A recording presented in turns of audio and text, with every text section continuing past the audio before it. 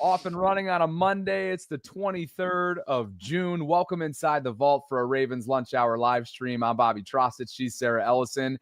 And this one's brought to you by one of this month's small business Patreon title sponsors, our friend Guy Conger. We appreciate you, Guy, and we appreciate all of you for being with us on what will be a little bit of a different week. It sounds like we caught a few folks by surprise, Sarah, based on what I'm reading in the live chat. We teased that the Monday mailbag pre-record episode is something that we will be taking care of today, but that doesn't mean we're not live. We're live today. We're live tomorrow, and that mailbag episode that many participated in through Discord and the YouTube community post that we sent out will be dropped later this week. So as a reminder, just for those of you who haven't heard, Sarah and I are doing an extended dark period where we go remote and off the grid and vacation with our families. I'm backpacking to Asia. You're going to be spending some time with your family and hopefully getting some R&R and sun in on the lake and whatnot. So we will be live Monday and Tuesday. We will then have pre-recorded content for you the rest of the week. And then next week will be dark and we'll be ready and back with you on the 7th of July. So that's that. We appreciate you guys for being here. Jaire Alexander is a Baltimore Raven, as we learned last week. And his father, Sarah, went on with ESPN Milwaukee and had a few things to say, not only to his former team or about his former team and how they handled his PCL injury last year, but also made a big guarantee that I think Ravens fans will appreciate. Aside from that, gosh, what else do we have? Kimberly Martin from ESPN went after Joe Fortenbaugh, her co-host, about something that he said regarding Lamar Jackson. Field Yates talking about no excuses. We'll have a conversation about that whole narrative being painted onto Lamar going into year 8 and a lot in between, including super chats, gift memberships, and quick hits. We are coming up on that 1,000 burger partner, 900 to be exact, and we already have folks like Asmodeus checking in with big gift givings to start off this week. It's great to see. I hope you had an awesome weekend. And let's get after it today. I did have an awesome weekend. Thank you very much. Much love to you. I said this a while ago because we've been working for a minute. We've been doing our pre-recorded content, but I said offline how grateful I am for you. Not only covering for me again after my extended vacation to Switzerland. I had a girls' kind of day on the lake on Friday, and you covered for me. And on top of it, I did get to check out parts of the show. And I was just reminded once again, as you were like talking about my tweet to Chris Broussard, which, by the way, I for sure shot from the logo, and that was an airball, absolute airball. He hasn't even responded, but I appreciate everybody. I'm sure he probably had like 100 tags. Like the Voltrons went off tagging him, trying to get him on the show with us. But the way you build me up, the way you cover for me, the way we work together, I just had to start off saying how grateful I am for you before we get into the content. You already know it's a two-way street. What did I say too in terms of your shot taking? She's never seen a shot she don't like. She loves it, baby. Let's go. And we love that effort from you. And I thought the robe and the props and the sandwich talk and you name it, the drink and the popcorn was hysterical. And I think I'm of the belief that if it weren't to be and maybe we lost sight of this getting ready for vacation and whatnot, obviously Game 7 of the NBA Finals wrapped up, and Brew is big time in that coverage. So I would think that has something to do with it. We'll never know. Hopefully we get him at some point before the start of the season. But maybe when the NBA stuff, like kind of settles down a little bit, I'll quote retweet myself with a frowny face and tag him again. Maybe we'll do that. And you already know, based on the turnout and like you said, the response, everybody's going to be right there with you, trying our best to track them down. So hopefully that'll be to come. That was some fun stuff back at the end of last week. Go check it out if you haven't already done so. But without further ado, let's dive into Landis Alexander, because he is the father of new Ravens corner Jaire Alexander. He was released within the last 2 weeks. I want to actually say it was 2 weeks ago today by the Green Bay Packers, where he spent his entire career to date in the NFL. He was one of Lamar's draft classmates and a first-round pick. And by the way, they were Louisville teammates in college. Well, they couldn't agree, could Green Bay and Jaire, on a restructured contract. And so the Ravens are like, you know what? We're going to go ahead and take a little bit of a flyer on him. And that's exactly what they did last week. Landis went on with ESPN Milwaukee, who covers the Packers and the Wisconsin slate of teams, and had this to say not only about the PCL injury that caused Jaire really to be derailed last year, but also a big guarantee for the Ravens what they're specifically getting in his son. Listen to this. Play football. That's it. He don't care about it. None of that other stuff. It's just about playing football. And if he could go, he's going to go. That's the other thing I would like to clear up with you, if that's okay. The people were like, of course, this injury last year, I guarantee you 100%, had they taken that injury seriously when it happened, he would have been back for the stretch of the season at the end. Because the PCL thing, they dealt with it. It was said that he would be back in 3 to 4 weeks or whatever. The problem with that was when that happened, he went back out there and tried to work and go, and he was cutting and he couldn't do something. And he was like, this hurts. I'm in pain right now and I can't do this thing. He tried to go out there with Chicago, same situation.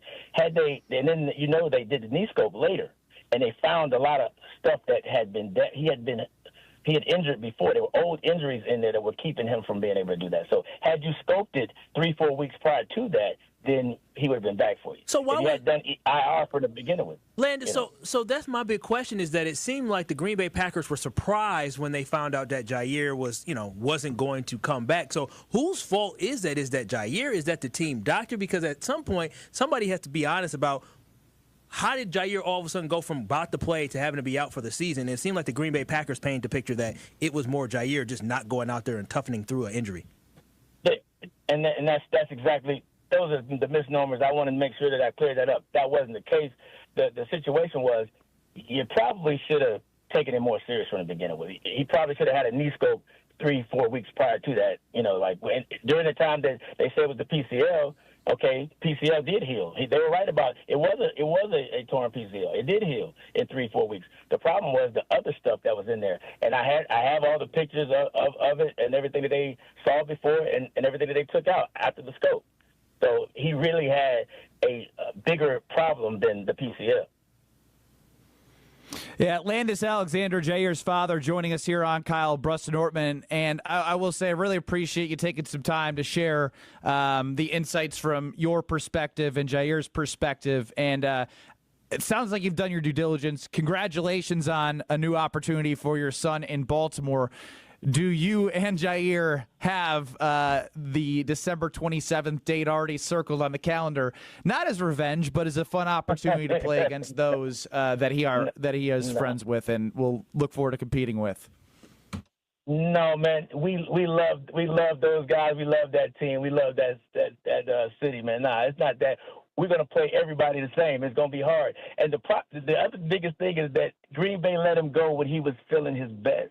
I promise you that he is in better condition than he's been since 2018. So y'all gonna make us pay? Wow. I hope not, right? That's not what you're saying. I'm saying everybody should be on notice because you're gonna get your best version of him that he's been since he came to the league.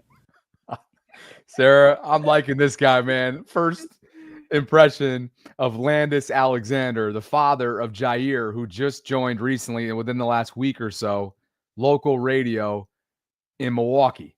And it's a two-part way of analyzing it, right, Sarah? That went about 3 minutes, one of the longer clips that we'll share, but I thought all of it was warranted.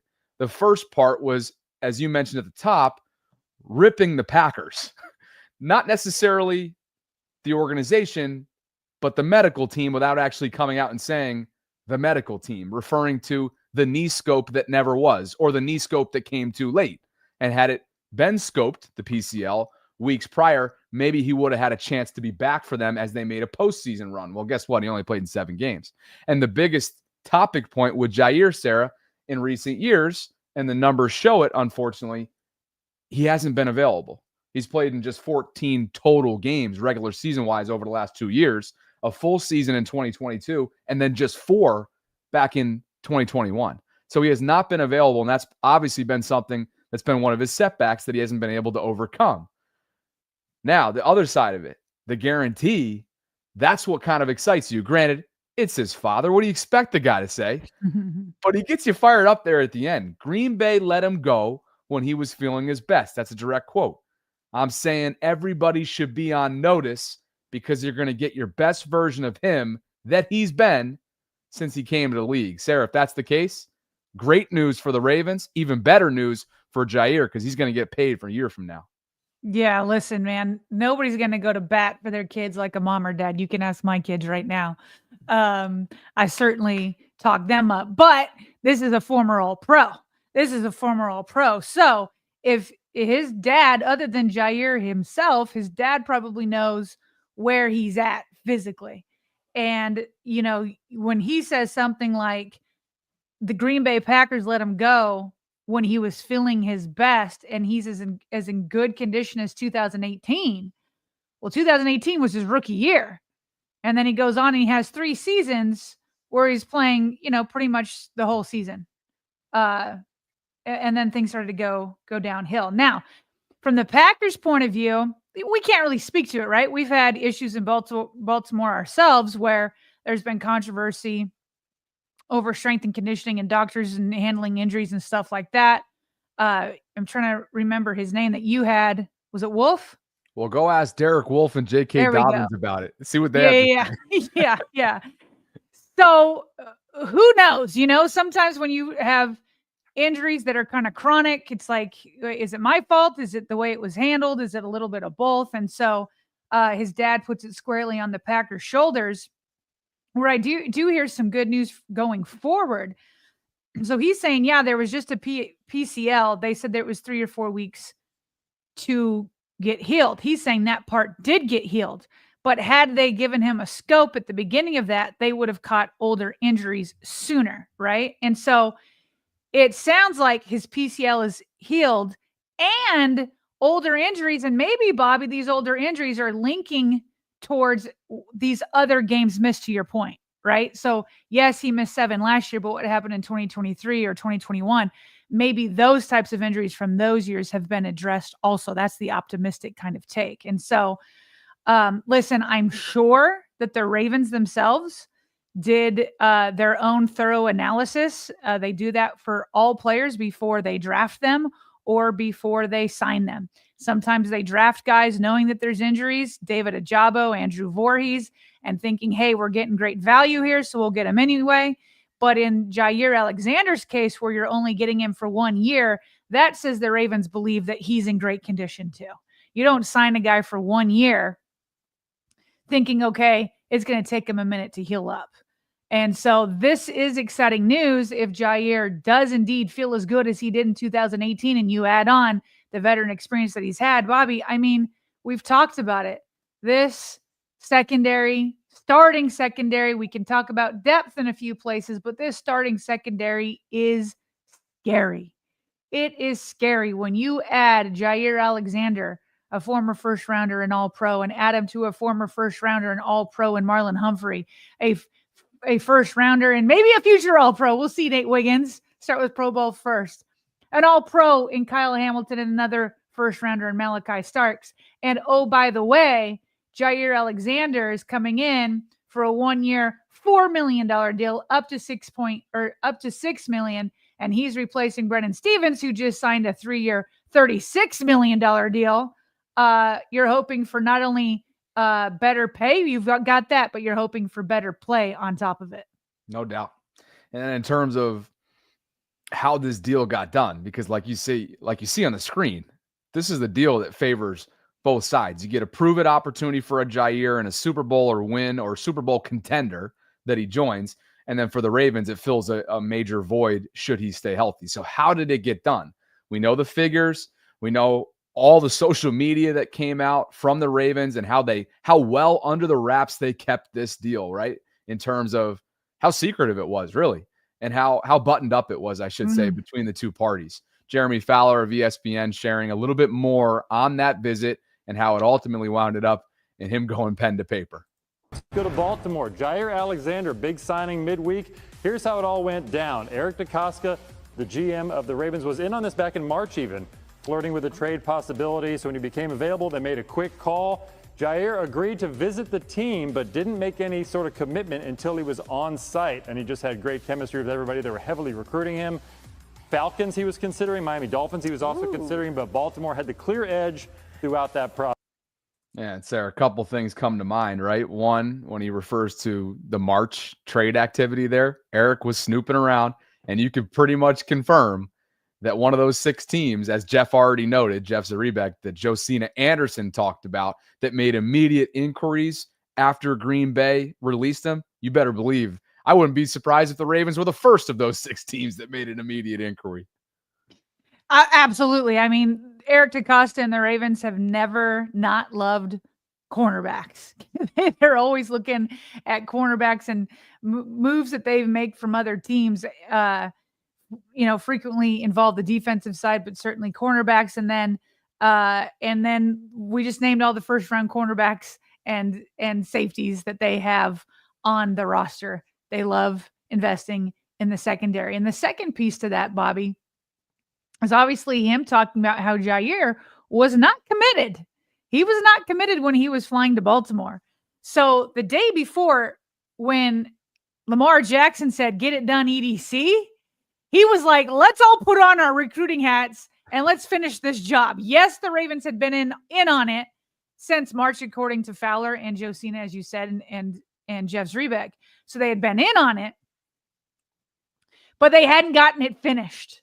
And I'm sure that Lamar being there gave the Ravens the opportunity to have the visit first. But this reminds me back to like Steve Smith Sr. when he was released by the Carolina Panthers. He had the Ravens and the New England Patriots with Tom Brady and Bill Belichick. He was supposed to go to their facility right after he went to the Ravens. He started with the Ravens in the morning. Steve Smith talked to everybody. He was leaving the building, and John Harbaugh ran after him and said, "Steve, why even go up there? Let's get this done." And ended up signing him on the spot. This is kind of reminiscent of that Jaire comes in. He doesn't have any commitment, according to Fowler, until he was on site. How do you not have chemistry? Obviously, with Lamar, we've seen that. We've witnessed that. We re-witnessed it in the signing room at the Ravens facility. But check this out. Your owner is there. Your owner is there helping, probably recruiting. I'm sure Marlon Humphrey was like, "Hey, what's going on?" You know what I mean? Like, we've talked about it before at past joint practices that we could team up. Look at what we got going on.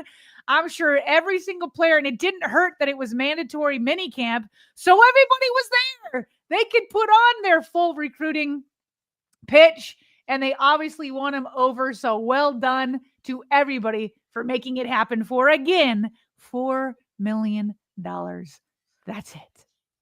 Something about that building that becomes enticing if you're a player that has been around for a while. Still feel like maybe you don't have anything to prove to yourself, but you have something to prove to the rest of the league. And oh, by the way, while doing so, you get to line up with your former teammate, should be a 3-time MVP at this point, and you're going to be a bona fide Super Bowl contender. And if all goes well along the way, then you're going to get paid handsomely again for another time in your career. So if you're Jaire, seems like it'd be a no-brainer. And maybe it was, because he is signed, and that's the case. Appreciate you guys for being with us on this Monday. It's the 23rd of June. Sarah and I begin our vacations later this week, so we will only be live Monday and Tuesday. We've got over 1,500 concurrents at the moment, Tila. So thank you for being here. Like the video on your way in. Subscribe to the channel if you haven't already done so. We're coming up on 25K.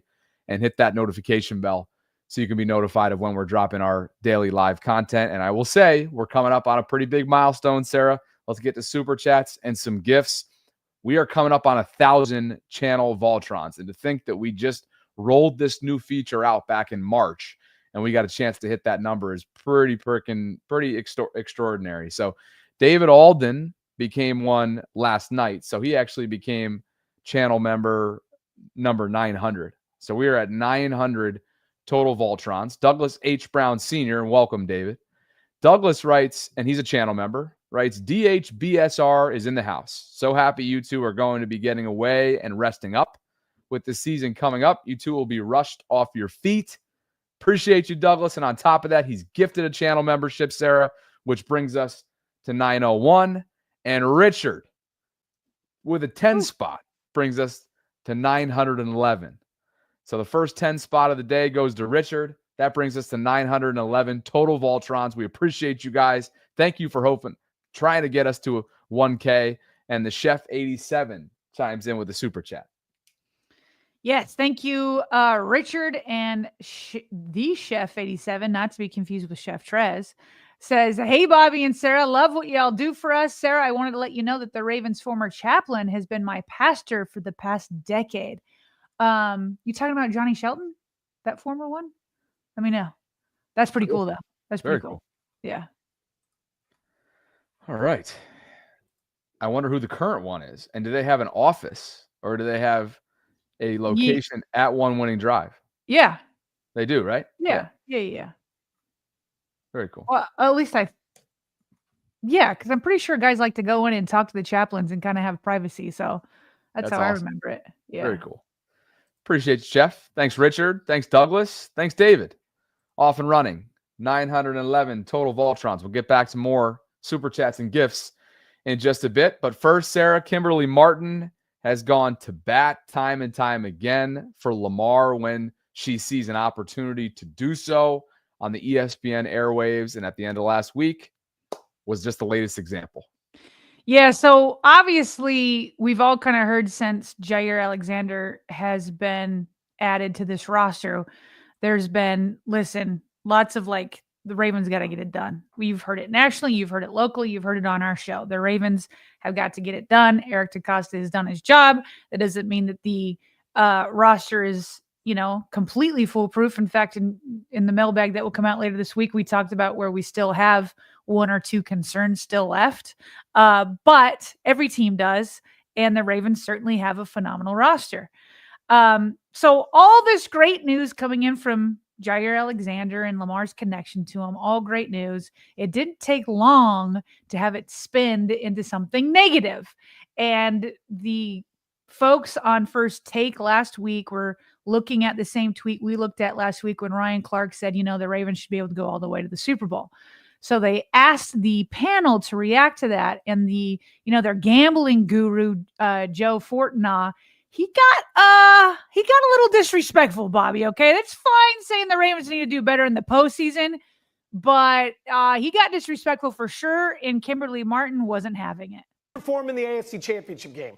They're a 6-point favorite at home. The defense holds Mahomes to 17 points, and you lose. That is still not the same as the Sixers.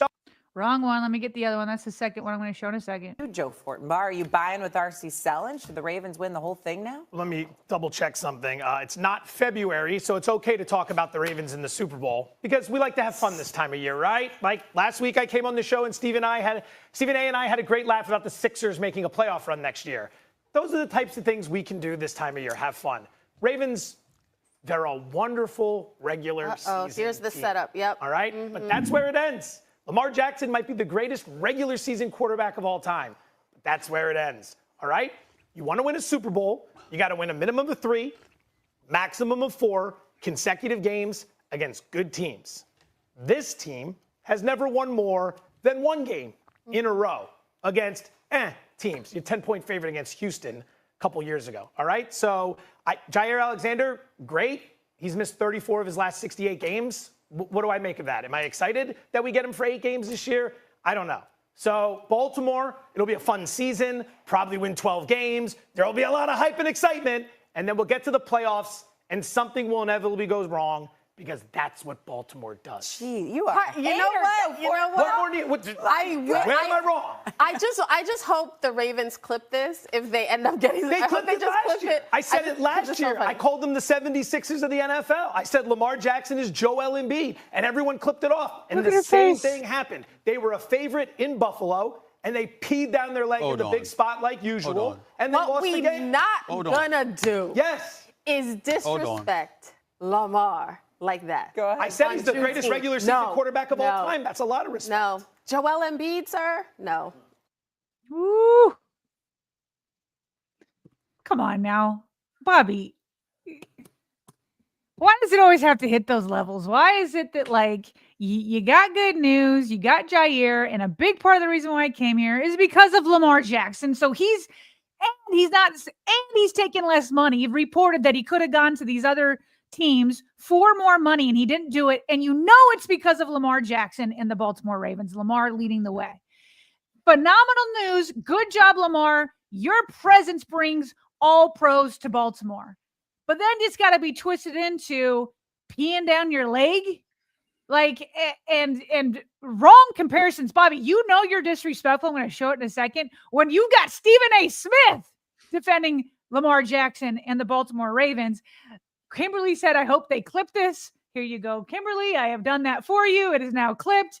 And it's just so dumb that it has to go to, you just got to spin it away from the good news into bad news against Lamar.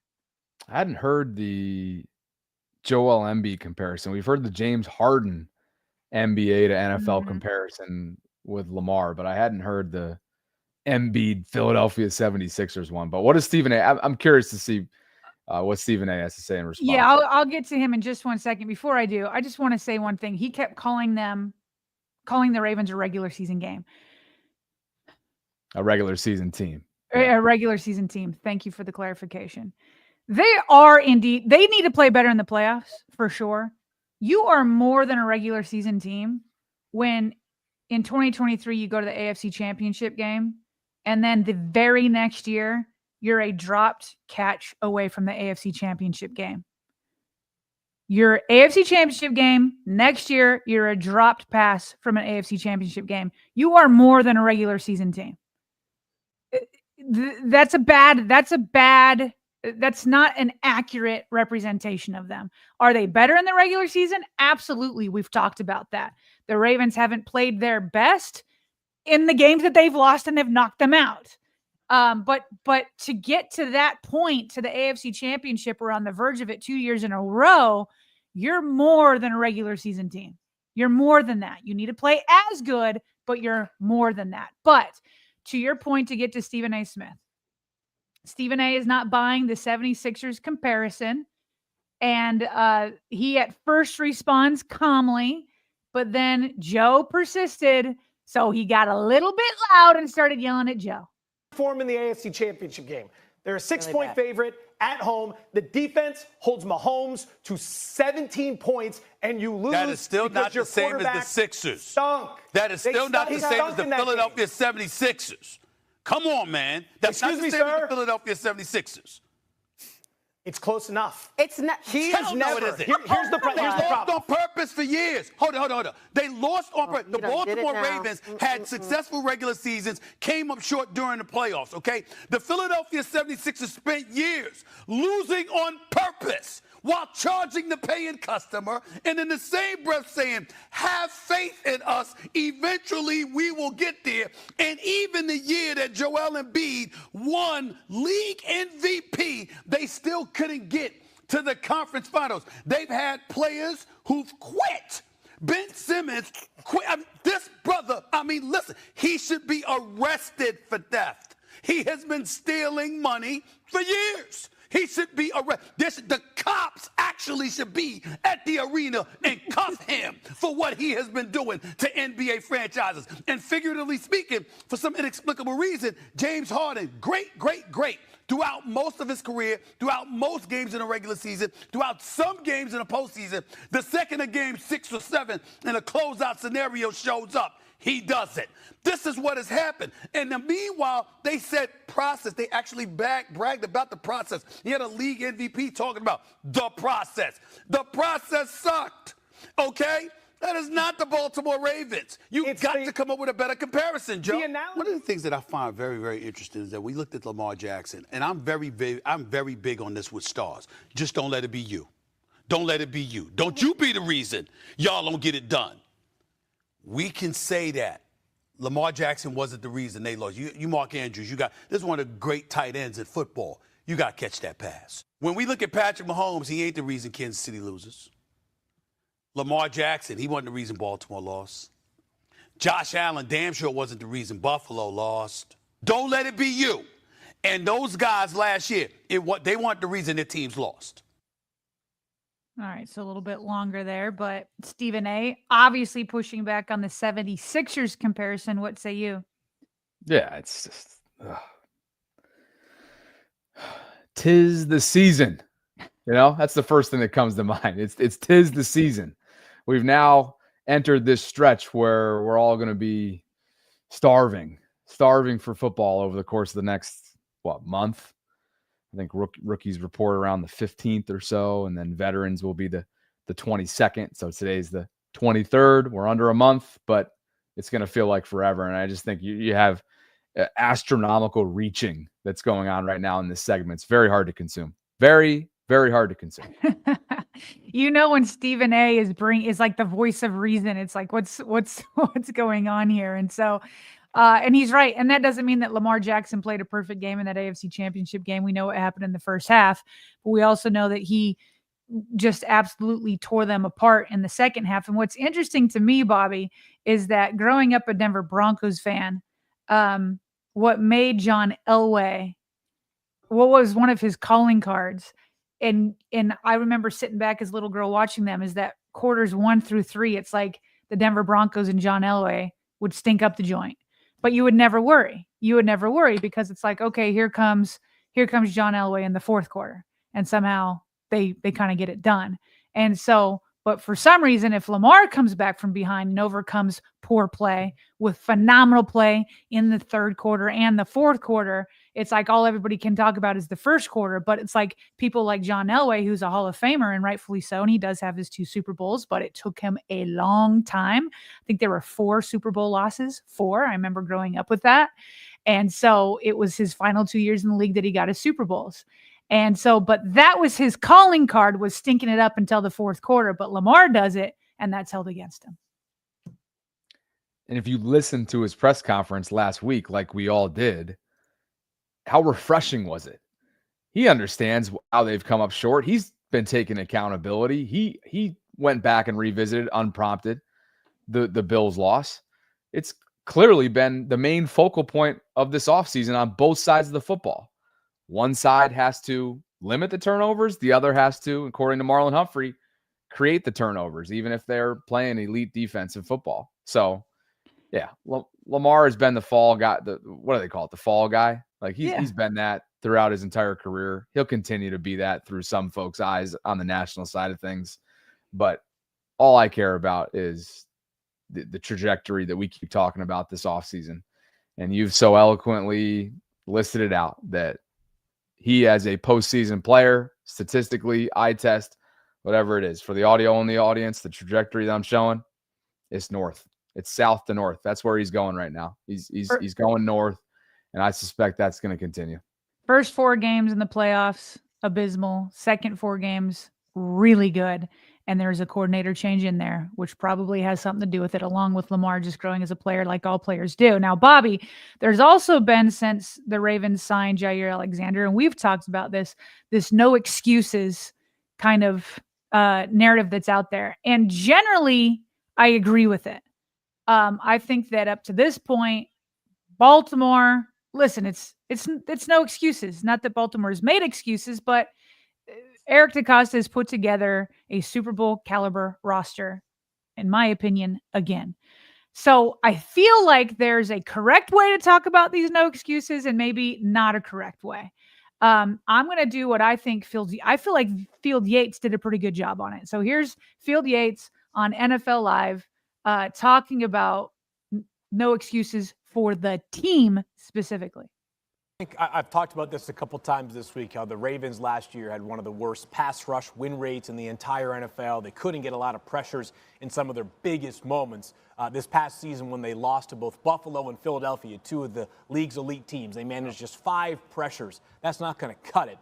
And in some ways, that's a reflection of the pass rush. But, RC, as you know, pass rush often is as good as the secondary behind it. Sometimes the secondary is as good as the pass rush in front of it. So now, on paper, this should be a no excuses year for Baltimore, right? I don't sit there and identify a single area on the roster where I say, I'm not so sure that's quality enough to potentially compete for a championship. Baltimore feels like they have sort of built this thing and built this thing and built it further, that this year the bar will not be measured by doing things in the playoffs. It's going to be, are we holding the Lombardi Trophy in Santa Clara, California come February? Now that I'm cool with. Like he talks about, the pass rush and the secondary and all of the failures or the weaknesses of the defense last year. We've talked about that and how they turned it around. But still, even in the playoffs, it's not like the defense was creating turnovers, to Marlon Humphrey's point last week. They didn't come up big either. So I'm okay saying Ravens have no excuses, right? And when they say there's no excuses, I think they're talking about people who commentate on the Ravens. The Ravens aren't really an excuse type team. Okay. What I'm not okay is when you switch it and just say Lamar Jackson has no excuses. And Bobby, I think this is what he was speaking to last week, which I know you covered on Friday, where on Instagram, he was responding to a podcaster, an Eagles podcaster, and he commented, I love how y'all lame SSA stay on my pipe, Lamar, no excuses. He's like, when the F have I ever complained? Okay. So why this becomes, it's no Lamar Jackson excuse. Listen, if you're going to single out a single person, I think it's Baltimore has no excuses. But if you're going to single out a single person, to me, it's John Harbaugh and his coaching staff have no excuses. Because they do have a roster. John Harbaugh and his coaches have an MVP quarterback. They have a future Hall of Fame running back. They've been given an infusion of new offensive line talent that they need to develop. They have a 5th-round kicker who they thought was the best kicker in all of the draft, which is why they used a draft pick and it was the 5th round. They have Zach Orr is now in his 2nd year. And he's got so many first round. He and Chuck Pagano have so many first rounders in the secondary. They got him Mike Green. They have the entire pass rushing core returning. You've got Justin Matabike. Like, to me, it's Baltimore has no excuses. But if you're going to pinpoint one person, it's got to be the head coach. Because if you're telling me Lamar Jackson does his job and what Tyler Luke comes in and misses an extra point that would maybe win the game. Or if Lamar Jackson keeps, taking the team down the field and maybe the defense keeps giving up touchdowns, then no, it's the roster has been given to the coaching staff. The coaching staff has to deliver it, and it has to get all 53-man people. Now, if Lamar Jackson comes out and plays poorly, then okay. Then now you can start talking about Lamar. But to say Lamar Jackson has no excuses, that's lame in June. It's the Ravens have no excuses. Yeah, this Philly commentator is getting absolutely torched online, and it leads you to believe that, I don't know, is he just saying things to say him in a lot of ways? I saw him, I can't remember his name off the top of my head, but I did see a few other of his tweets come across the timeline, and he was essentially like sharing that national outlets had picked up this screenshot that we're seeing on the right-hand side of the screen. And by the way, to be thorough, at the end of last week, there were some folks commenting on our video, our one of our condensed videos that we sent out at 4:00 last week, that Lamar said the quote on this graphic was fake. Now, here's the tweet that led some people to believe that was the case. It was a quote tweet of Isaiah. Isaiah and Lamar have their fun together online. Mm-hmm. And Isaiah's like, be trying to tell folks, leave Lamar alone because he will answer back. Laughing around, whatever. And Lamar's like, cousin, they think they're slick, making fake pages to try and look cool in the comments. These little people weird. So I'm not sure. Some people interpreted this as, hey, the Lamar message that we just had up on the screen that was in the comment section of that Philly content creator was fake. Others were like, no, he was referring to the page itself. I don't know, but all I do know was when we were live, when I was live on Friday, Lamar was doing one of his Twitter sprees, Sarah, where he was going after people, pulling out receipts, pulling out DM screenshots of people that were dragging him and whatnot, and having a ball. So I just wanted to be clear on that because I saw some comments from our video that was released on Friday. But the point is, the main moral of the story here is I thought Field did a very fair, level-headed take there on NFL Live recently about where the excuses should essentially be attached to. And it's a team-wide thing. Lamar has shown that he's capable of exercising his demons in the month of January. Now it's going to take a collective effort from him and the rest of his supporting cast, including the staff, to get over the hump in January. Absolutely. More super chats? Let's do it. Where did we leave off? Let's see. Super chats and gifts. Douglas got us started. Yeah, Nathan. We picked things back up with Nathan. Glad you guys are with us on this Monday. By the way, we've got over 2,100 concurrents. Like the video on your way in. Subscribe if you haven't already done so. Hit that notification bell. Consider becoming a channel member or perhaps gifting a membership. We're coming up on 1,000. Nathan Ferguson writes with his $5 super chat. Crazy but true fact. Since 2015, the Jaguars have won the same amount of playoff games as the Ravens, both 3 wins each. Did not know that. Park Heights Prophet with an orange banner. Appreciate you, PHP. PHP in the house says, mention Lamar's name and get views. So old and tired. Nobody in the AFC has gotten anywhere in the Lamar era except a fluke Bengals run that has proven to be a fluke. Yes, we need to get it done, and so does everyone else in the AFC. Is it fitting that he dropped in a $20 super chat, is dragging the Bengals, and there just so happens to be an orange banner attached? He's always playing on it. I wouldn't put it past PHP. He's typically playing on words. Sometimes you can get the color schemes out as well. Appreciate you, Park Heights. And Katie Ramey has gifted a channel membership to someone, which is a random process. When you give, it is randomly divvied out to folks that are our subscribers, which helps strengthen and grow this channel. So, Katie, thank you. And that brings us to 912. 912. And the Chef 87, who had brought in a super chat earlier about the Ravens' former pastor being former chaplain being his pastor for the last decade. I should have known this. He said it was Rod Harrison. Okay. So he was the former one. I think Sheldon's actually in there right now. Awesome. Appreciate you, Chef, and appreciate you, Chef. Katie, and Nathan, and everybody who's been involved in our super chat donations so far today. Shall we get to some quick hits? We got plenty of them. Yes, let's go. And of course, we have to begin with last night's NBA Finals coming to a close, and in heartbreaking fashion in the first half, after drilling multiple threes and looking like he was going to put up a 40-piece, Tyrese Halliburton, trying to play through a calf strain, Sarah, tore his Achilles. You see the photo right here in the aftermath of it. Shai Gilgeous-Alexander, who was, of course, the league MVP and the finals MVP, right on top of him here. He really had nothing to do with this. This was, I shouldn't say a fluke, because anytime you're playing with a calf strain, obviously you're far from 100%. And as Ardarius Washington knows well, based on recent activity in the last few weeks, for him suffering his own setback during a conditioning session at the Ravens facility, he's going to need all the prayers he can get. Ardarius tweeted, "I feel your pain, Hallie," referring to Tyrese. Prayers up for real. And Sarah, you got to wonder, I'm sure all of Indianapolis and all of Pacers Nation is wondering today, had Halliburton not went down, this was a 1-point game at the half.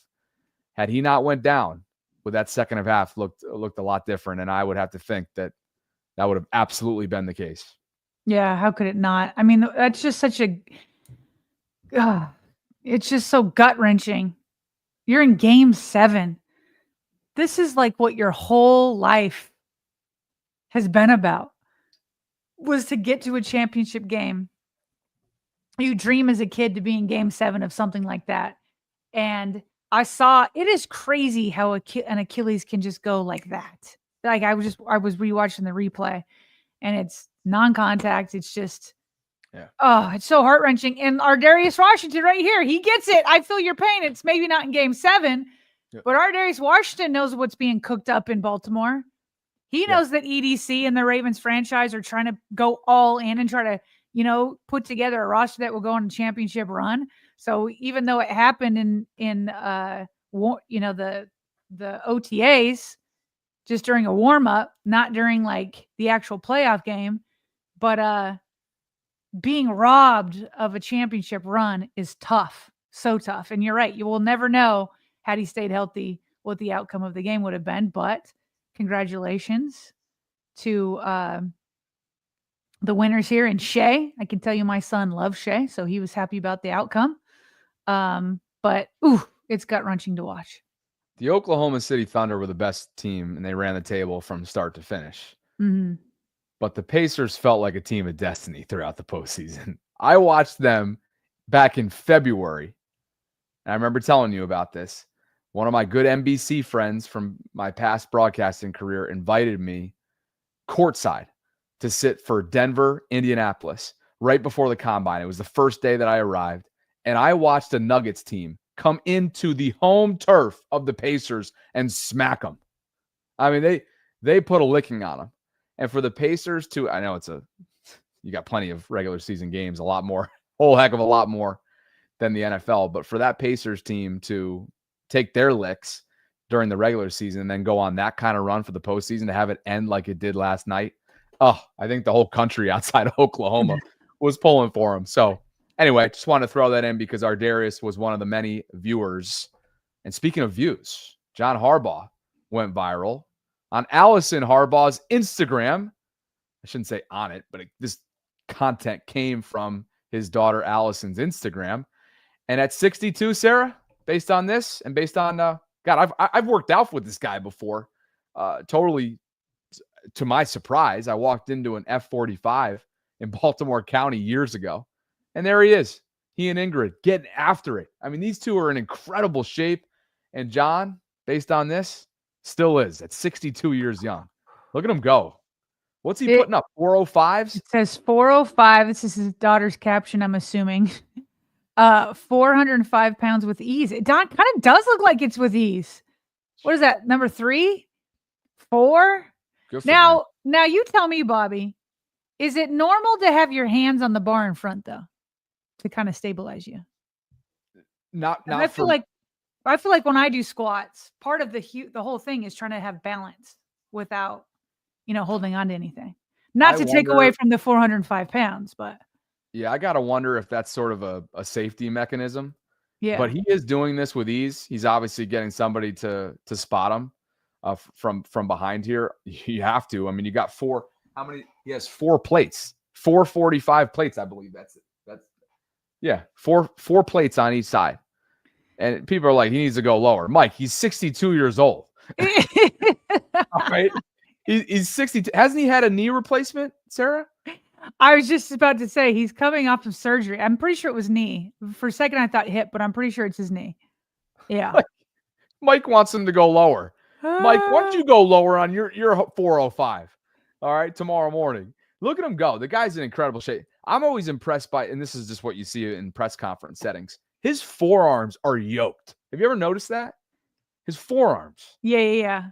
He must do these exercises, and I love it. And of course, I'm forgetting. It's the farmer carry version of a forearm exercise where you have essentially this little bar, and there's a rope attached to it, and you can put 10, 15, 20, 25 pounds. And Sarah, what you do basically is you basically attach the weight to it and start literally rolling it up until the weight gets all the way to basically like eye level. Yeah. And then all of a sudden you start to let the rope go all the way down and you're going real slow. Yeah. So anyway. Well, and not to like single him out, but I am curious if Mike says I'm going to talk my ish, Bobby, you know this. Not to single you out, Mike, but can you tell me how much you squat and your age? Can you give us your age? Because I can tell you different ages hit different. So for me, a lot of people think like you'll like be thinking the new decade, you're going to feel different. So to me, when I hit 40, I felt fine.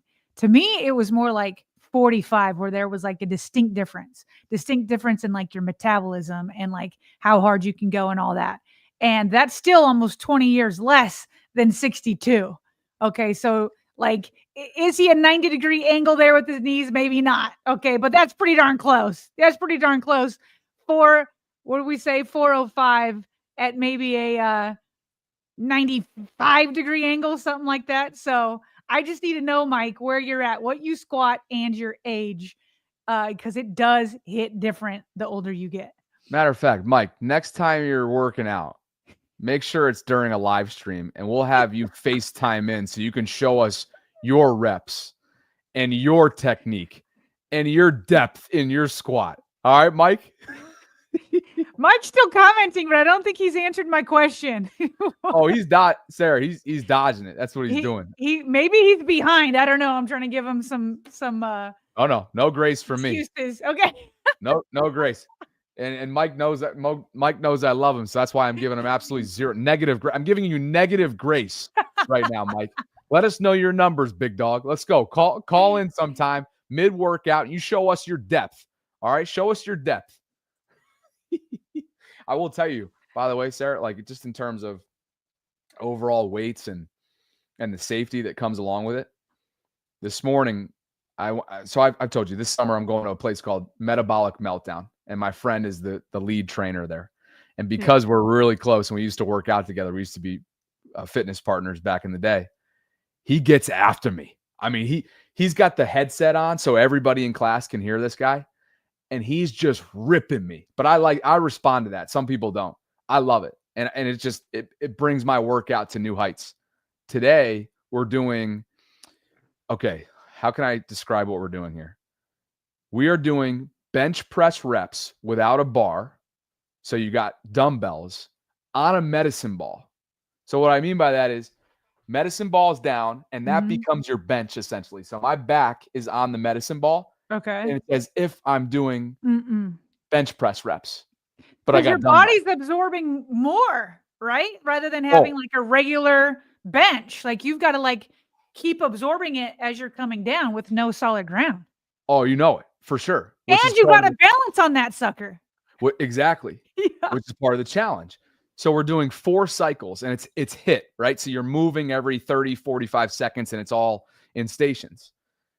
The third time of 4 that I came through, I started at 60 pound dumbbells. I then went to 65 thinking I'm probably going to max out at 70. I come up to the next station right before it. He gets in my ear hole, literally we're going 75. You don't have a choice. We're going 75. I'm like, oh no. So literally I start to, and where I'm going to tie all this into safety in a second here. I now have 75-pound weights that he wants me to do for 45 seconds on this medicine ball. Well, guess what? I just can't have them to my side sitting down with my back on a medicine ball and just hike them up. They're 75 pounds apiece. I can't just hike them up. Right. So I start like literally like trying to get it on my thigh, trying to like somehow get the leverage to bring him up. And he starts ripping me. Bobby, you're going to break a wrist. Bobby, you're going to rip your arm socket out. And he's just ripping me in front of everybody. So finally he came up and was able to just, I had my hands up and he placed them into my. Here we go. But I will tell you, Mike, okay, since we're being forthcoming, 10 reps. 10 reps each, baby. Yeah. And I could have done 12, but the bell rang. All right, now, Mike said he's putting evidence in Discord. I feel like we might have time today, Bobby. If you could go to the Discord and get this evidence. But Mike, I'm still going to need your age because this is a key component in all of this. Mike, there's nothing in there. So you let me know when you're dropping in the Discord. Man. All right? Why won't he give us his age? And in the meantime, Mike, you want that smoke? You come to Metabolic Meltdown. We'll be partners for the day. All right, more quick hits. Now we're having fun. Go ahead and take this one. Yeah, so this one is a shout out to Faalele. So the 33rd team put out a graphic from the wild card round. It said every offensive lineman with 0 pressures allowed in the wild card round. There were 6 offensive linemen who were able to do that. Lane Johnson, Jordan, how do you say his last name? Mailata? Mailata, yeah. Okay. That's 2 for the Eagles. That's pretty nice. Then Daniel Faalele, Quinn Miners, excuse me. We know Miners. I wanted him after I saw him with his big belly out at the Senior Bowl a couple years back. Zach Frazier and Luke Godecki. So good for Daniel. How about another step forward? Then 33rd team reports that Daniel Faalele is the only offensive lineman that started both weeks of the players and allowed just 1 pressure. And so if you're looking for optimism, which we are, for Daniel Faalele going into the 2025 season, who John Harbaugh declared as the favorite to win that starting job. We kind of already assumed that given how we finished the season. I mean, this is the optimism, right? Is can he play as well as he did in the playoffs? You know, we want him to use his physicality more and finish blocks more and punish people. We don't expect him to be like this dancing bear, but that's pretty good for Daniel in the playoffs. Coming a long way from when we were burying him, rightfully so in my view, in that week 2 loss to the Raiders. He was getting some national love recently too. Greg Cosell from NFL Films, had him on the show back in New Orleans, I think. He like singled out Daniel as being somebody that pops off on tape, literally on the Ross Tucker show recently. Yeah. I just saw a clip this morning, actually. So, Daniel, like we're going to talk about, another teaser for our mailbag episode coming up. Listen, we're gonna I'm gonna keep mixing it up with people in the live chat. Oh, good. Taurus says, "Wait, so Faalele gets optimism and Ojabo doesn't?" Taurus, it feels like this should be obvious. Faalele is giving us something to be optimistic about in the playoffs. Where was Ojabo in the playoffs? No, if Sarah, Ojabo can give us something, he's trying to set me off. He's setting you off. That's a personal channel inside joke that really is it's not that inside. It's he and Evan set me off one day about my criticism, which I thought was relatively warranted, of Ojabo and Simpson. And it was just a good fun back and forth that a lot of which was taking place in the Discord. Or he was just trying to troll you and get you going. I don't know. One of the two. Well, trolling was the object, and I picked up on it. Oh, he's the Taurus troller, the troller Taurus. He's an elite level troller. At least he thinks he is. Okay, what do you got here? Okay, this was crazy to me. So Fox Sports writer Ralph Vacciano, okay, he was asked by Fox Sports to put together who he thinks is going to be the last unbeaten team of 2025. So nobody's going to go undefeated, most likely. But they did have who's going to be the last undefeated team. So if you go over to the Instagram, it's actually kind of fun to swipe through because it starts with like the first 16 teams, right? That will be undefeated by week 2. And then you go to week 4 and you see it dwindling down. And then I think there's like 6 teams and both the Ravens and Chiefs are on there. And they gave it to the Ravens. And then for like several weeks in a row, it's just 2 teams. It's Ravens and Green Bay. And then finally, the Ravens come out victorious because they have them beating the Packers. And then the Ravens come out. Could you imagine, Bobby, if we're in week 10, going into week 10 and the Ravens are 9-0, that means they would have beaten the Bills and gotten a portion of revenge. Not all the revenge because it has to happen in the playoffs. Then they beat the Browns. Then they beat the Lions. Then they beat the Chiefs. Then they beat the Texans, the Rams, the Bears, the Dolphins. I mean, it just goes on and on and on. And so it's like, I just can't imagine a world, call me Debbie Downer, where the Ravens are unbeaten in week 10. That's crazy. That's crazy. But I would love it. I would celebrate it, but that's crazy. Yeah. What are we going? I went 12-5. You went 13-4. Yeah. Yeah. We'll have to revisit that at some point, maybe during the dead period, and go game by game, see if our initial sort of instant reaction, knee-jerk reactions on the night of the schedule release still stands with where we are months later. So, absolutely. That brings us to the end of Quick Hits, which allows us to get caught up in a couple different areas. Let's get our patrons in here first and foremost. Douglas and David Keck. I want a piece of JK since we're in the business of calling out live chatters, by the way. I'm coming after JK in just a second.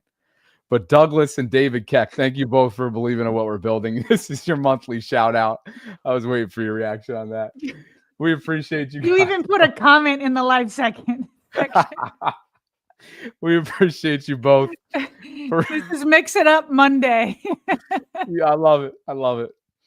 Douglas and David, this is your monthly shout out. We appreciate you both. Thank you for being part of the Vault Patreon community. If you guys are interested in doing the same, you can visit patreon.com/Ravens Vault podcast. And there's a lot more that we offer over there if you're interested in checking it out. Let's get caught up on Super Chats. Katie gifted one, so we already included that, which brings us to JP Bugs. I'll let you take this one. Giving Maryland a little bit of love. College hoops. Yeah, he's a shout out to Aaron Wiggins, first Terp in 20 years to win an NBA chip. It's awesome. Okay, wow. So to be quite honest with you, I really don't. It's hard to follow other sports when we go at the clip that we do. And so while I watched a little bit of it, I don't know these rosters inside and out. So I didn't even know that Aaron is on Oklahoma City. Thanks, JP. Appreciate that. All right, JK. Let's have a little, let's give me a minute of fun with him before we jump. Oh, he loves trolling, man. And the funny part, and the reason why I'm taking this, because it's an opportunity at a victory lap for me. So JK, you just set me. I mean, come on, man. I don't like to take these laps when I don't have to, but when you just lay up and throw it on a platter for me and give me a layup opportunity, I got to take it. So JK likes to call me Bobby Baltimore, but the spelling is B-A-L-D. Bald. Oh, God. Okay.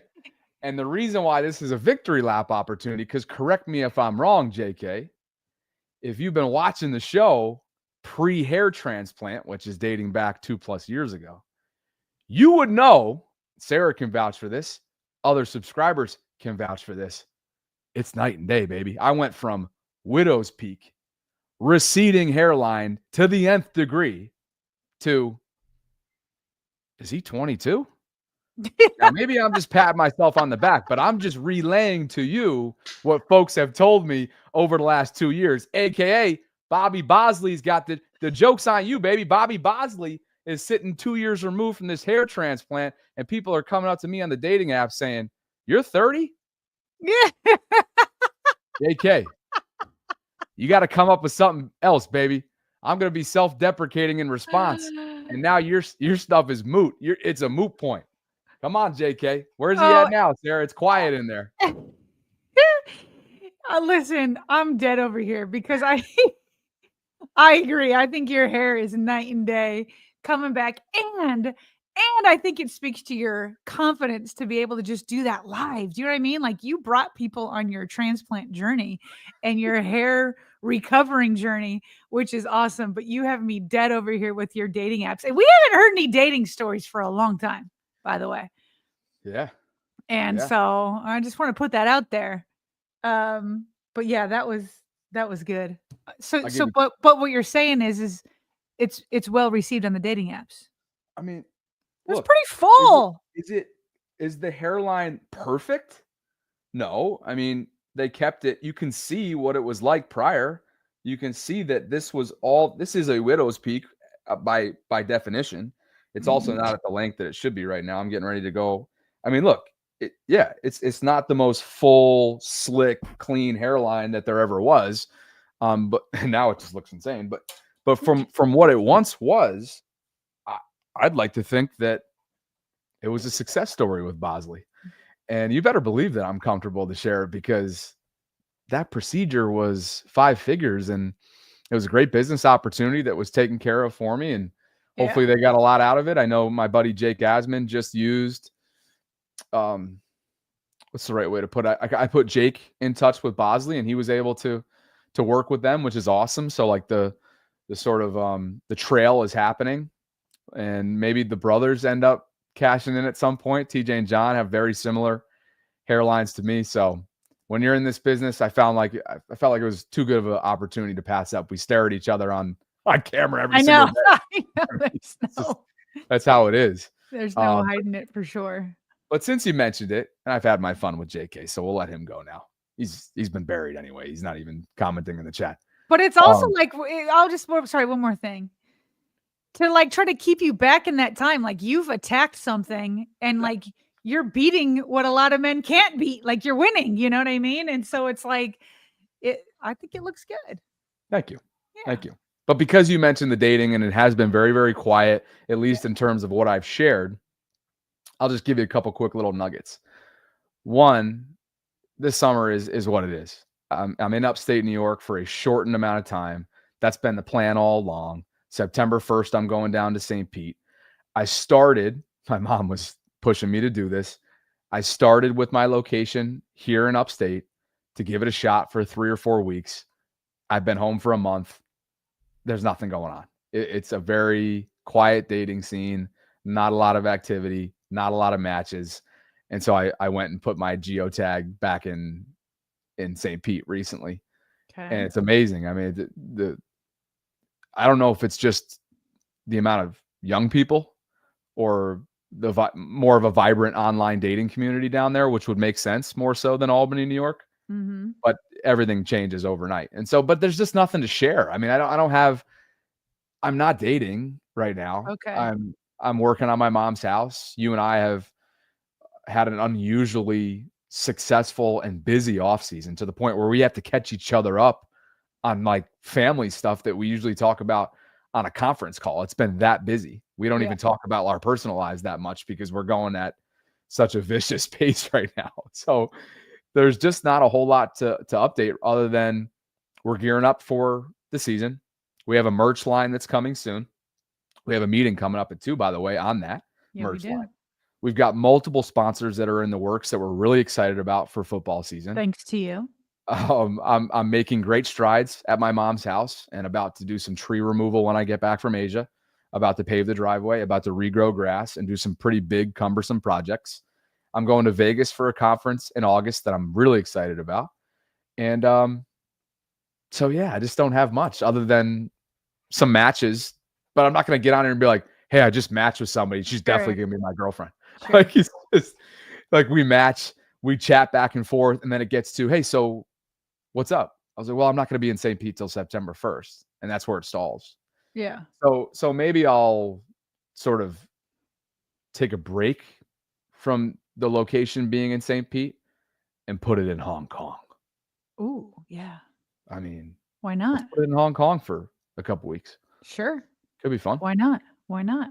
I'm very much looking forward to your Asian vacation where you get to go meet up with your brother. It's going to be awesome. Asian vacation. There we go. There we go. Now, I do have one more thing that's a little bit different. So I don't listen to a ton of music. I usually have podcasts going on. I feel like it's always like an opportunity to learn, right? Or I'm listening to like football stuff, obviously preparing for the show. So I don't listen to a lot of music. My son is currently has his temps. He turned 16 in July, wants to get his driver's license. So he's got to get a lot of hours, right? And so when we're in the car together driving, he likes to play his playlist. Okay. So I can't listen to my podcast, A, and B, like 80% of what he listens to is Drake. Okay. And I've listened to almost nothing of Drake ever, mostly because I don't listen to any music whatsoever. So I was like, okay, either I can be like annoyed that I can't listen to my podcast, or I can try to embrace this and try to find my favorite Drake song. Okay. I think I found it. Okay. Okay. Do you have a favorite Drake song before I reveal mine? And I don't know, by the way, I listen to just whatever my son's listening to. He's very chill. Some of like at least the songs he's chosen is very chill. So the first one that came to mind, to be quite honest with you, helped me get through a breakup a few years ago. It's called Do Not Disturb. So okay. That would not be my favorite. That's just the first that came to mind. So I'm going to look through the playlist a little bit and refresh my memory, and you let us know. Okay. I don't know why it makes me laugh, but I like Pipe Down. Hype Down? Pipe Down. Oh, Pipe Down. I don't even know that Pipe one. Down. Well, you gotta go listen to it. I just like this idea of just like from what I gather on the song is he's asking his ex-girlfriend to just stop talking. Like just stop talking. You know what I mean? And there's just so much noise all the time, whether it's like in the world or whatever, that I just like, yeah, pipe down. Just pipe down. Okay. You know? Mike, pipe down on John Harbaugh, you know? Now, what were your thoughts, though, on the lyrics? Well, I might have to listen a little bit more closely. I know what I'm listening to post-show. I know that for sure. I'll be honest. There's a lot of songs where, like, I think they're catchy and fun. And then either my kids or my husband will be like, are you listening to those lyrics? I'm like, don't ruin the song for me. Don't ruin the song for me. It's catchy. Now you're really bringing me down memory lane because I'm currently in a 2011 album right now, Take Care. That was an unreal album. You had like the headliner of that album, I would argue, was probably The Motto or HYFR, which was Heck Yeah, Effing Right. And that was with Lil Wayne. That was massive. You had Make Me Proud with Nicki Minaj. That was a big one. I really like Underground Kings at the time. Marvin's Okay. Room was on that. He had Take Care with Rihanna. He had Crew Love. He had Headlines. Shot for Me. Not one of these missed. Not one of these songs missed in that album. But my favorite? What's my favorite? Ooh, I kind of liked Feel No Ways. That was another post break. Can you tell that I kind of... Ooh, you know what? All right, I got it. You ready? Yeah. The album Views. Go back to 2016. Summer 2016. Okay. I got to go with... Oh, my God. Which one do I want to go on this album? This might be his best of all time. Well, it's actually... No. Still... Ugh. I could be convinced. You're like I didn't mean to put you with so much you're like stressing over the final choice. Yeah, because he's got a bunch of heaters on here. I like Still Here a lot. I get motivated by Still Here. Okay, I'll look into Yeah. that one. That And sounds Child's like Play. Okay. Child's Play and Still Here. Take a look. Okay. All right. But we could sit here for hours and be like, no, I actually got to take this one. Or we haven't even talking like some of his all-timers, like One Dance and She Will and God's Plan. Like these are legendary songs, you know? Oh, well, man. now like the chat's trying to say I've got a different interpretation of Pipe Down than them. Hey, Uh-oh. I'm keeping my interpretation. That's hilarious. Wait, now I'm really curious. Everybody in the chat right now, all-time Drake song, hit us with it because I'm very curious. And this is also going to help jog my memory because there's been too many. There's too many. There's way too many. All-time Drake song. What is it? Let us know. There's some other ones that have come There's in. a lot of people just bashing Drake overall. Well, So maybe I haven't missed out on much for not listening all these years. I don't know. I'm sure they're Kendrick people, I would think. Yeah, Dre Dogs loves Views. Flex Zone agrees with me that Chris said have Drake. Oh, really? Yeah. Yeah, so Flex Zone thinks that Take Care was the best album of all time, and I would probably of his all time. I would probably agree. Yeah. What else do we have? Chef's like, I don't even listen. Blacks 114 says Tuscan Leather. Let's see. Lame Trainer Joke was like, nah, I haven't been with him since the first album, which was the Take Care one. Heather says Brand New featuring Lil Wayne. So anyway, Sarah, you really inspired a conversation here. Holy moly. Cameron I says, don't know, but according to some of them, I really just haven't missed out on much for not listening. Apparently. Jeremiah, not like us. He was definitely a fan of the Super Bowl then. That was unreal. Kendrick's performance at the Super Bowl was unreal. All right. Well, Sarah, thanks for sparking a little bit of a conversation here. Mike, all the way back 10 minutes ago when we thought we were finishing up the show, is celebrating 2 months of channel membership and giving you and me a little bit of context on him. I'll let you take it. Okay, says Sarah, I'm 33. Okay, thank you, Mike.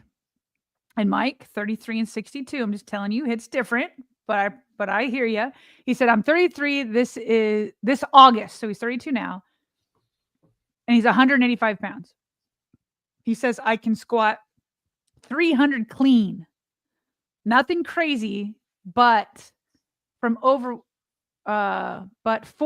weight is the motto. I got you on that. Bobby saw me talk trash for his NBA news. No, 300 is nice. Yeah. 300 is nice.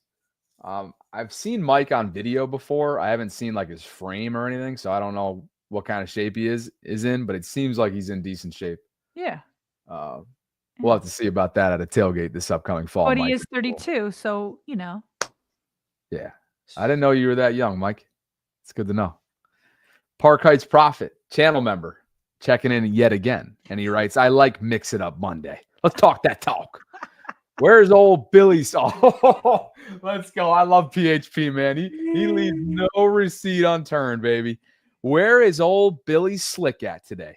His Motorola battery must have fallen out over the weekend. And yes, I will trash the Bengals any chance I get. Sarah, Billy Slick was coming after me on Friday, and I Apparently mixed it up on Friday as well. That spanned into mix it up on Monday. So yeah, appreciate you, Park Heights, for remembering that. That was hilarious. No, that has to be FAFO Fridays. Ooh, see, absolutely. Got to get the alliteration there. Yvette says Bobby acting like Mac-Man when you were talking about. Is he 22? Everybody on the app is like, wait, are you really 30? I think that's when that comment came in. Oh, I got you. Yeah. I'm with you now. Yeah. By the way, I'm seeing in the chat that I must have shared last week because people were asking me about my dating. Did I share this last week? I must have, because someone just commented in that I'm into this Bosnian girl that I matched with on Hinge recently. And that's true. We've been chatting back and forth. But she has her location in St. Pete, and I have my location in St. Pete. Neither one of us live there. She lives on the opposite coast, and I'm obviously not down until September 1st. So we'll have to see. But she's pretty cute. Chuck Lund checking in with a $5 super chat, and he's a channel member as well. What's going on, Chuck? He says, I'm 62, and the only thing getting larger is my forehead. That's something that I've been told, too, that I have a big forehead by many of you in the chat. So thank you for reminding me. Thanks, Chuck. Park Heights Prophet with another super chat, checking in on his top song. Okay, he says, okay, I'm writing these all down just because if I have to listen to Drake, I should try to. Okay. He says, my favorite Drake song is No Volume. When he is on, the volume goes off. Drake is the rap version of Brennan Stevens and Rashad Perriman to me. Okay. Never mind. That is hysterical. That was. When he is on, the volume goes off. Amazing. Oh, PHP. Is our volume on? Is your volume on right now? It clearly is. So that's a good sign for us. Seriously. Yeah. Sarah, it didn't take more than a minute. Bobby Bosnia has already inked the chat. Bobby Bosnia. Of course. That one's easy. That's very easy. I will give you one more story and then we get a jump. It's a quick one. Yeah. You've inspired us with your one more thing. But it goes back to the dating side of things. So my location, as I've mentioned a couple times now, is in St. Pete. And one of my prompts reads as follows. The prompt itself is the one thing you should know about me is my answer to that prompt. I'm moving to St. Pete Labor Day weekend after 10 plus years in Baltimore. Just my dog and me. Pumped for a new chapter. What are my must-dos upon arrival? I feel like that's, I hope, enticing or at least like conversational. You said enticing. Okay. Maybe like conversation starting, let's call it. Okay, there we go. That's better.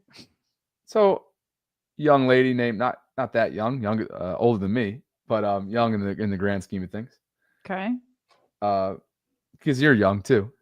Sure. I'm gonna need to say that I think I'm exactly middle-aged. After I give you the credentials, you're gonna want to make sure that I call this young lady, this lady young. So she writes me on Friday and she says, "Hey stranger, welcome to St. Pete." So I look at her profile and I'm like, I don't really recognize her, but her location says her home, meaning where she's from originally, says Millersville, Maryland. Oh. So, I'm like, oh no, what's going on here? How do I know this match? But she liked me, so I had to match her back. Okay.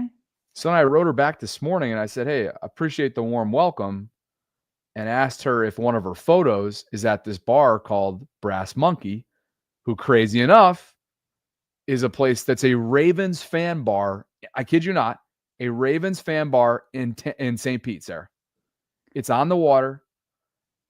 And Chris Correa, who's the Tampa Ravens flock head honcho, lives down there. And we got on the phone last week to talk about Tampa and St. Pete area opportunities for me this coming fall. She writes back, yes, it is. I love that place. By the way, we did the same F-45 in Fells. I'm friends with so-and-so, a former coworker of mine, just in case you're wondering who the heck I am. I don't remember doing F-45 in Fells with her at all. What's that for? F-45? Should I know that? The Hit. Mark Wahlberg, The Hit. F-45, where I do in Baltimore. Oh, okay. Oh, I see what you're saying. Okay. I just heard her say, you said Brass Monkey, and I just keep thinking of the Beastie Boys songs. That's where my mind's at right now. Brass monkey. That funky monkey. Oh. I'm glad I took you down that road of music. Oh, wait. So when you get down there, are you and this girl gonna connect? Maybe? Just got to give you the credentials real quick. Okay. 40. Okay. It starts and ends there, but 40, 5'5". It starts and ends there. 40, 5'5". I'm not going to give her a location. Don't have children. Open to children. Dog. Scorpio. Sometimes drinks. Doesn't smoke. Paralegal. Catholic. Millersville. Moderate. Wants a long-term relationship and monogamy. That actually sounds a lot like for you, but I do know that you want a big family and It's you cute, would like. by the way. It's cute. Yeah. Cute. Yeah. You know what I'll probably tell her, to be honest with you? I will, because I've already matched her back because I was curious to see who it was. Right. I'm going to write her back and be like, hey, I'm moving down. I know like 3 people. You want to just like go hang out? I'm going to be and friends. Just casually hang out. Like I'm probably not interested in anything, but you want to go grab like a bite to eat or something? You'll be upfront about that? Yeah. Oh, yeah. Yeah. Okay. If she's 40, I probably have to be upfront with it. Yeah. 10-year age gap. I'm not sure if I can accomplish a lot of the things that I want to do unless we adopt 4 kids in 5 years. Well, this is where probably the live chat gets mad at you for having preferences, but I feel like it's okay. Oh, back to super chats. Then we got to jump. We got a 2 o'clock. Thanks, PHP. Yeah. Dreams writes, happy birthday to my great grandma. Turned 93 yesterday. Nice. Very cool. Happy belated to your grandma, Quion. Dealing with my grief, Sarah, checking in with a super chat. He says, Bobby, take your dad with you as your wingman and give him a weekly segment on the show. Oh, boy. If he's watching right now, he's going to screenshot it, and we're really going to be in deep dealing with my grief. Then he'll I will let him know. Here. I will let him know. This is quite the thickening of a plot. Fat Albert, who's a channel member, writes, this is rave. It's a long story. Hashtag Ben Cleveland.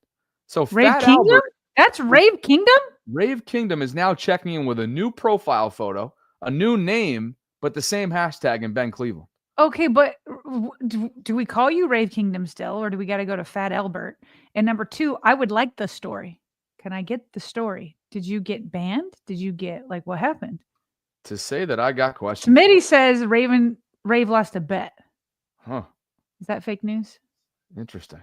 All right. Well, we'll be looking for that story at some point soon. Email us, Rave. We want to hear from you. BaltimoreRavensVault@gmail.com. Let's jump before we go too crazy here and mess around with a 90-minuter. We appreciate you guys for hanging with us on this Monday. Over 2,600 concurrents. So if you could like the video on the way out, subscribe, hit that notification bell, consider becoming a channel member. We finished today at 912. So perhaps leading into vacation, a $1,000 1,000 member Voltron membership is potentially in play tomorrow. That'd be a pretty big milestone. That's a lot, Bobby. It's a lot. Would you say 912? The only reason why I'm pushing it, and I don't mean to be pushy at all, the only reason why I'm pushing it is because on Friday, PHP was using his platform, which he's built up in the live chat, and his reputation, I might add, to say that he wants to send us off with 1,000 going into vacation. So there is absolutely no expectation from us that we hit that number, but maybe, just maybe, we flirt with it tomorrow. Appreciate you guys as always. Thanks to Guy Conger for all the support and sponsoring this episode because of his support that he gives us through Patreon. Thanks to you, partner, and thanks to all of you for hanging out with us on this Monday. We will be back with you in under 23 hours from right now. Maybe we'll have some more information based off our meeting today in terms of the timeline of our first ever. PHP says in all caps, guaranteed 1,000 with a ton of exclamation points. That's what I'm saying. He's pushing it. He's pushing it. We appreciate you guys. Thanks for all the love. We'll catch up with you on Tuesday, if not before. For Sarah, I'm Bobby signing off. Thank you guys, as always, for spending some time with us here inside the vault. We'll talk to you on Tuesday.